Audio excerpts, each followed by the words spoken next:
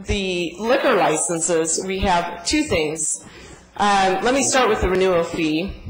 There is an annual renewal that the OLCC requests. We used to charge a $10 per renewal fee, and then that went away about 3 years, maybe 4, actually I think it was 4 years ago, went off of our fee resolution. We're asking that you consider to bring that fee back. It would be a $25 initial application fee. We talked about this some at our March 1st meeting. The OLCC allows you to charge a fee up to $35 for that.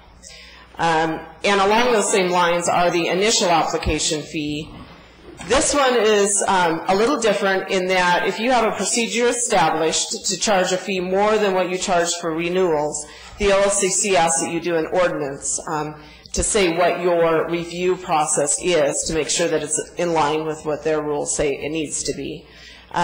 So in order to establish that initial application fee to be more than the $25, we would actually have to come to the council with a separate ordinance, which Mike would like you to consider entertaining in the future. That is where most of the work is done. And if anybody has any questions for Chief Lohner or myself. Councilor Calder.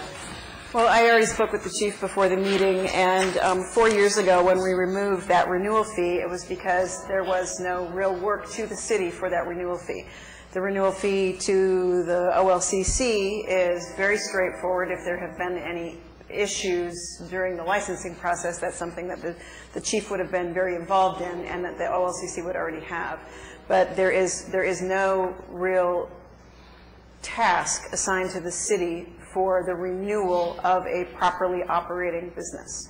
And so that was removed for that very reason. So I look at that and see, well, that's great, it's a point of revenue, but how does it affect supporting good businesses? How many businesses in Baker City have liquor licenses?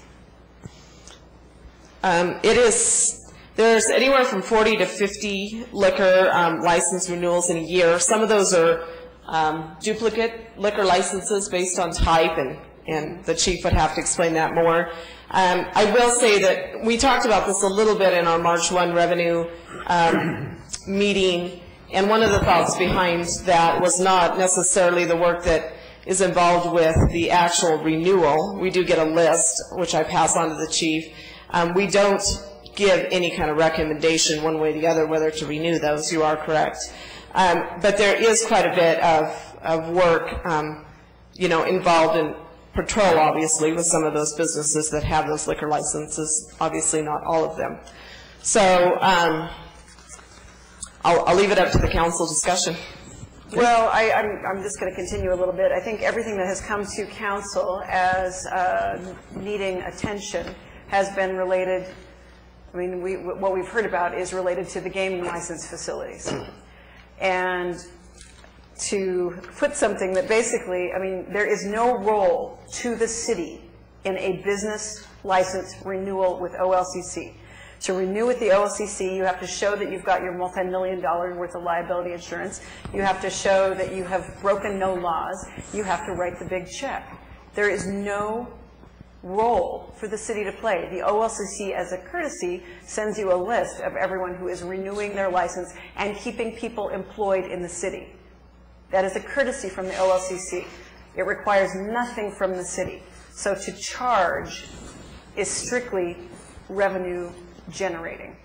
There is nothing in the act of renewing a license that generates a cost to the city. What's your pleasure, council? You want to? Mayor, and jump in if I'm wrong about this. Councilor Calder, one of the things you mentioned was the fact that they couldn't have broken the law. Well, the city double checks that. There is work that we put into these renewals. The list goes to the chief. If there has been an incident, we will report that back to the OLCC. And so just because an applicant may say there have been no laws broken doesn't mean that there have been no laws broken. And so there is a certain amount of work that we do for those renewals. I think I asked you that very specific question before the meeting. Yeah, generally when the list comes to me, I just take a quick look through them. There's obviously, not necessarily at the time that the list comes through, but throughout the year, obviously, if there's issues that goes on, I discuss that with OLCC.